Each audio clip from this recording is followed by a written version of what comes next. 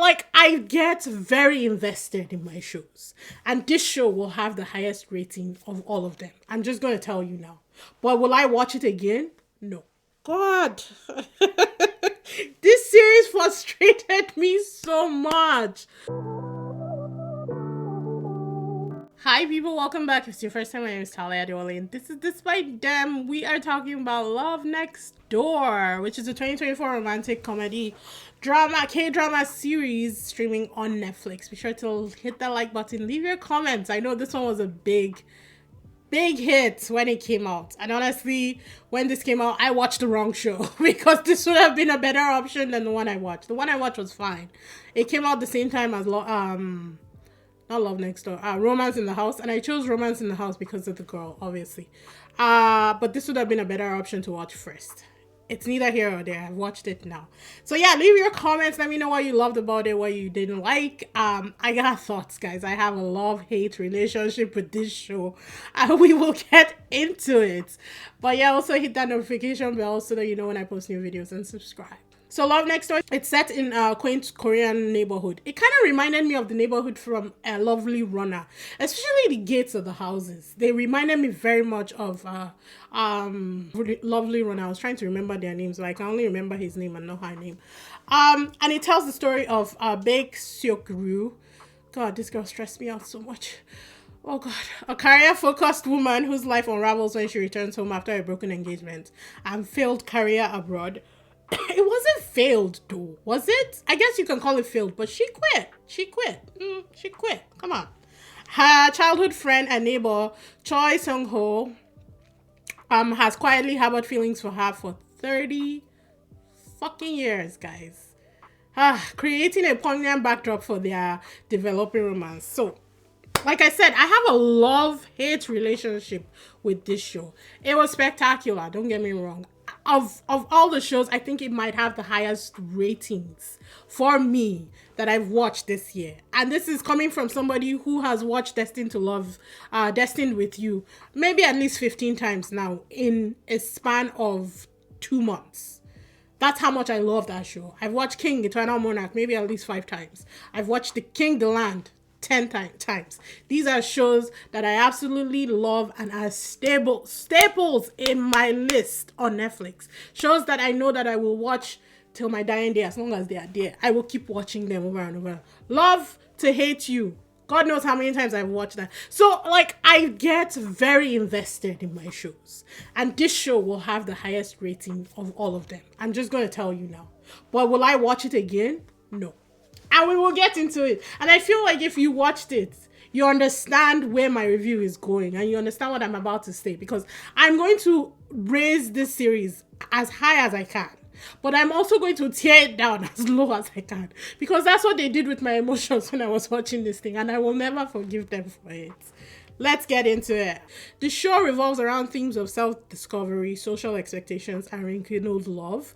Seok-ryu, a relatable mix of ambition and vulnerability. Lord have mercy. I'm so agitated whenever I say her name that I can't speak, guys. And she struggles to rebuild her life. Her self-sabotaging tendencies, make impulsive decisions, and letting pride interfere are central to her journey. When I tell you that every time that this girl will open her mouth, guys, if I had an blood pressure machine attached to me, it will be going off. Because every time she would speak, I swear my heart would stop, because I didn't know what was going to come out of this girl's mouth. She's the walking definition of don't ever let them know what your next move is. Every time, from beginning to the end. Wow. Oh my God. I let's just keep on going. Sung-ho, the quintessential boy next door. I liked him. I did think that he made one mistake on all of this. The one mistake that he made was just not telling her that he was in love with her. He provides a steadying presence, but struggles with his long unrequited love for Seok-ryu. What sets drama apart is how much effort that went into fleshing out all its characters. There were no main leads. Everybody in this was a main lead, because every single person had present, past, and future stories, and they took us along. They really said, you see this person on here, we are going to tell you their story. And they did that. So in that aspect, honestly, I respect what they did, because every single person was developed fully, if I'm being honest. And they did well for the most part. There were some people that I was like, okay. No, in fact, they did well. Even the people that I was questioning while I was watching this is because of the decisions that they were making. And yeah, I couldn't keep on slapping my head, because first of all, I'll miss the subtitles. But second of all, it was just too much. The stupid decisions that people were choosing to make on this show. I loved it. It was very realistic, and I love that. And I think that's what grounded me to the show, and that's the hate part of it for me, is the fact of how realistic it is. When I'm watching my shows, I like the elements of fantasy and, fiction, because I'm like, yeah, you know what? It's made up. I can go with it. But this one, the mistakes that they were making are mistakes that happen in real life scenarios. The decisions that they were making, whether they were good or bad, are decisions that you make in real life scenarios, whether they were good or bad. So I can't say it was too realistic. It was extremely realistic. And even though I love that about it, I hated that about it. So Circle is frustrating. God. Oh my God. This woman frustrated me. She's both frustrating and endearing. Like, you just want to fall in love with her when you see her.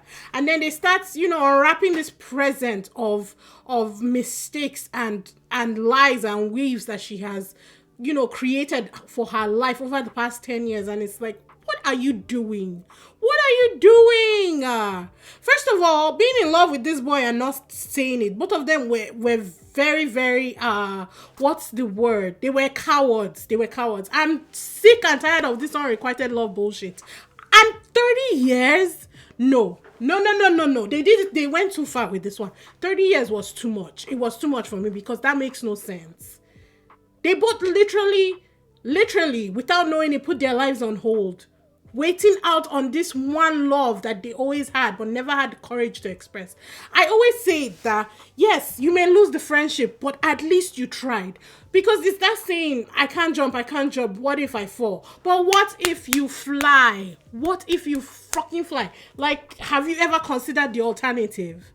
You're scared that you might lose the friendship. So you stay in this tortured relationship for years, watching the person that you care about date multiple people, go through heartbreaks, sometimes potentially get married, have children. Like, who?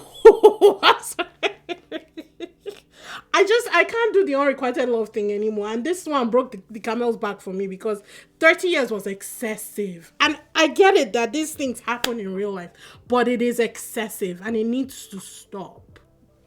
Getting back to the review. So, her growth from impulsivity to self-awareness is a self-satisfying character arc. But for me, even the end, when she, everything is flushed out, it's realized, and she then says that she doesn't want to get married, I was like, throw the girl away. Throw her away. Not that marriage is the end all or be all. But again, 30 years you guys have wasted. Literally wasted. And I get it that she's saying that, she wants to make up for 30 years of romance and, all that kind of crap. Get married. And then make up for 30 years of marriage. Like, haba. And him just going along with it because he loves her and that's what he always does.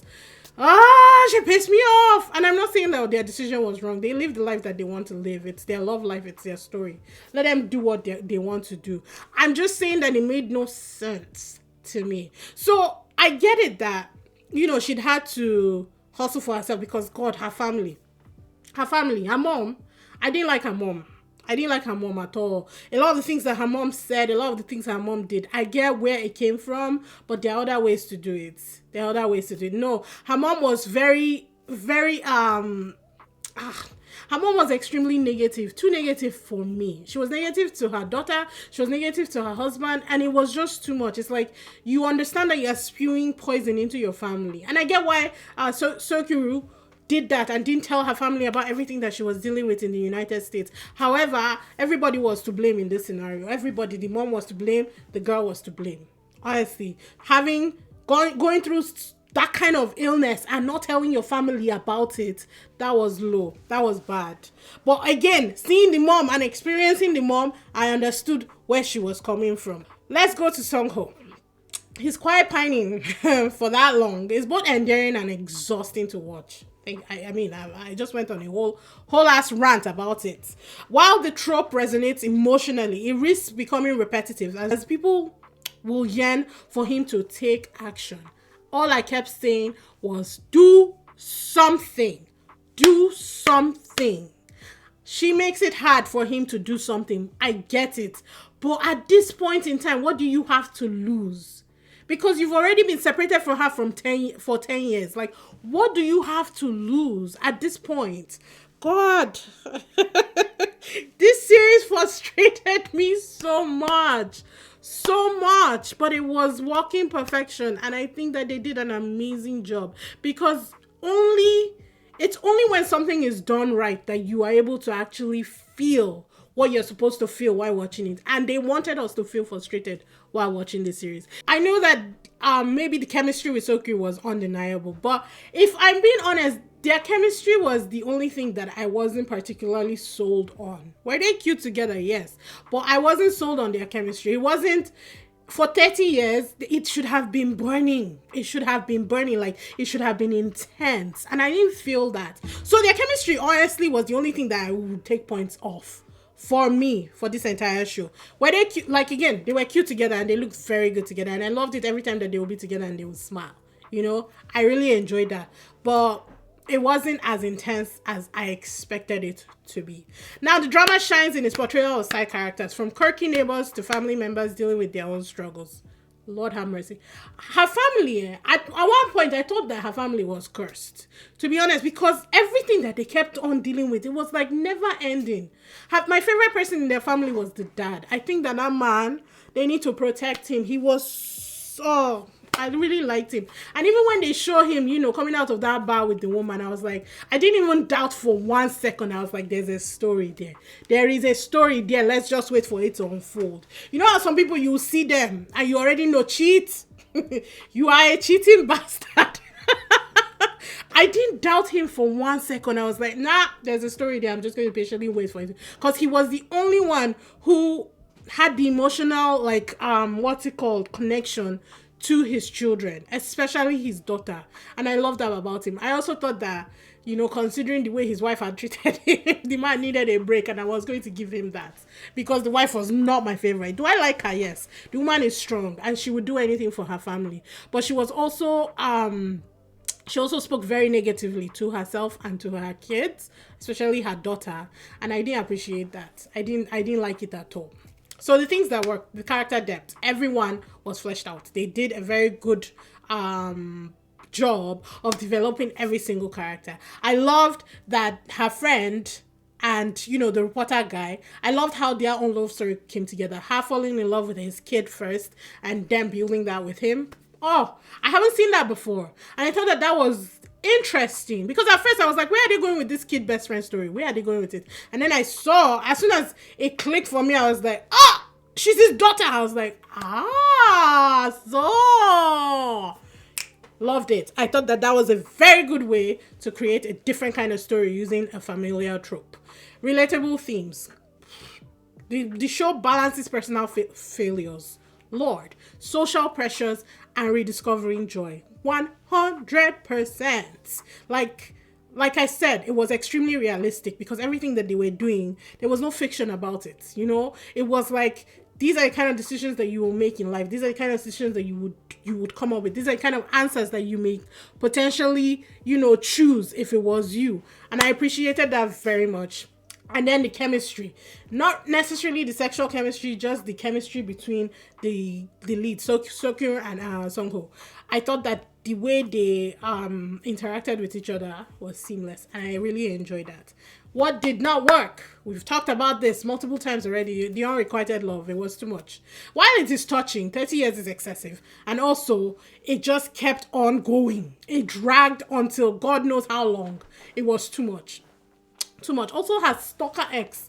That man, every time he was on the screen, I was like, get off. I just don't want you here. And I didn't even know the full story, but I was not interested. He just gave me bad vibes and I was tired of it. Critics and audiences alike have praised Love Next Door, as they should, for its authenticity and emotional depth.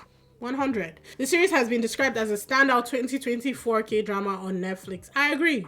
I agree. Like I said, it's going to have the highest ratings of any of the series that I watched this year. It is. I'm not even going to lie because I think they did a fantastic job.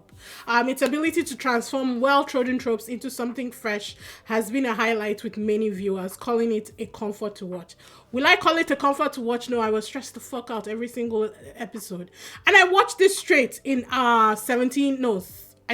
hours. I watched it. I didn't sleep. I was like, bah, bah, bah. Because I needed to get it over with because she was stressing me when I wasn't seeing what was going on and when I didn't see where the story, like how the story came together in the end. She was stressing me out. So I finished the entire season. Shout out to, I think it was Cherise. Was that who recommended this to me? Shout out to Sally Kwendi. I don't know if that's how you pronounce your name. Hopefully it is.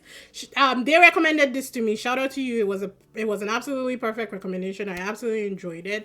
And I think it was heartfelt. It was a romantic drama that was heartfelt and had layered characters. Every single person had their own thing going on and it wasn't boring. I feel like that's one of the things I appreciated. Where it was enough that the 16 episodes made sense because you were invested in almost everything that was going on.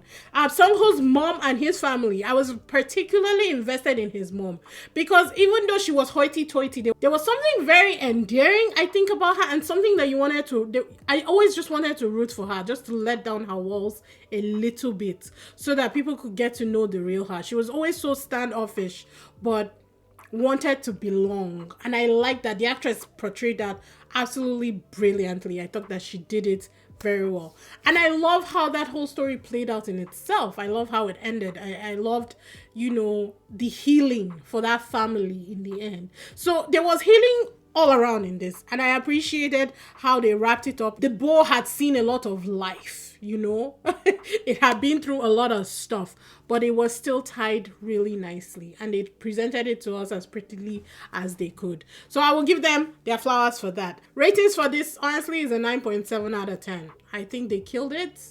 The only thing that I took points out of, honestly, was the sexual chemistry, because for me, it wasn't hitting. But other than that, they smashed it. They smashed it, from all the stupid decisions that Seokru made to all the dumb decisions that Sungho let her make to everything else in between and the end. But they gave us something realistic, something heartfelt, something down to earth, and something real, for what they put on our screen, and I love it.